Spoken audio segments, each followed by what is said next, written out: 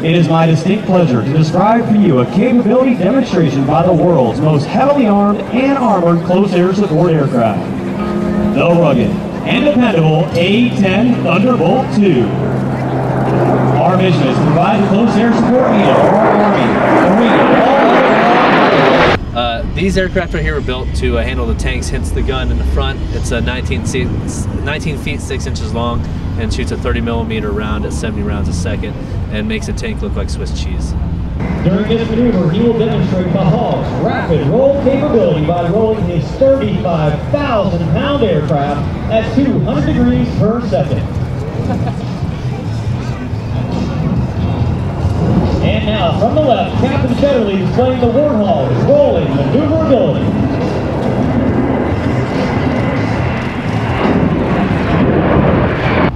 The basic features of this airplane are quite extreme. We can fly as low as 100 feet off the ground at 400 knots, or we can go up to about 40,000 feet, right around 450 knots. 450 knots is its top speed, and that's at a dive. We can fly 900 nautical miles. We hold about 10,000 pounds of gas, and we can land on a runway as small as 5,000 feet. So in less than a mile, we can land and take off as well. And that's the one thing about this airplane is the rugged landing gear. The way it's offset, we can land on battlefields that have been damaged and torn up by enemy fire.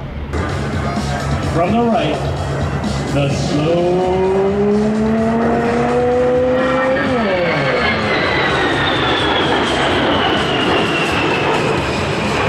Weapons we can carry anything from a 2,000-pound general purpose bomb all the way to a laser guided bomb, air-to-ground missiles, carry air-to-air missiles, predominantly for self-defense, and we can add on the pylons any kind of laser targeting pod or sniper pod to give us the added visibility from the sky.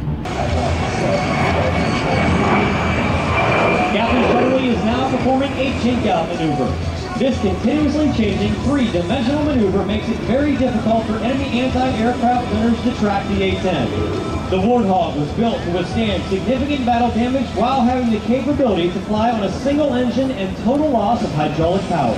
The cockpit is encased in a titanium bathtub, is what we call it because of the shape of it, and it's designed to protect the pilot and essential flight controls from ground fire, as well as the large wings give it a lot of lift, so if a portion of the wing was to get knocked off, the aircraft would be able to come home.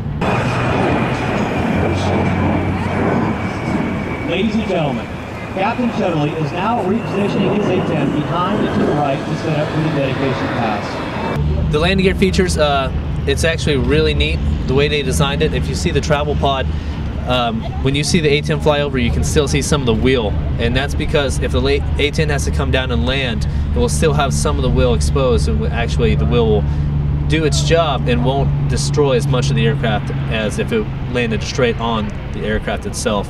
And the way they're separated, it's mounted and they're perfectly stable. Actually the nose gear is offset to the right because the gun is in the center, and the gun was built before the aircraft. Ladies and gentlemen, this concludes today's demonstration.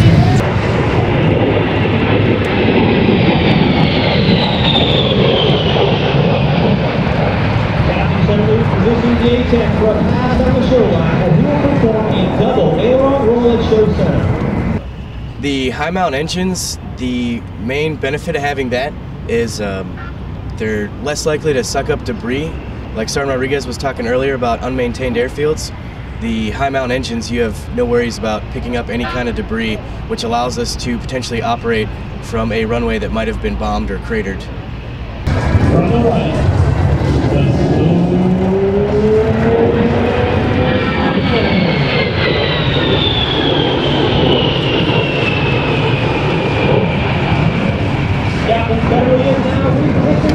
Well, we're here with the A-10s all the way from Tucson, Arizona.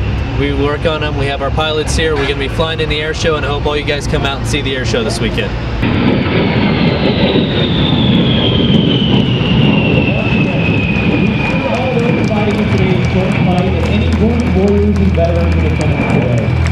We especially want to thank those who have given their lives in defense of freedom.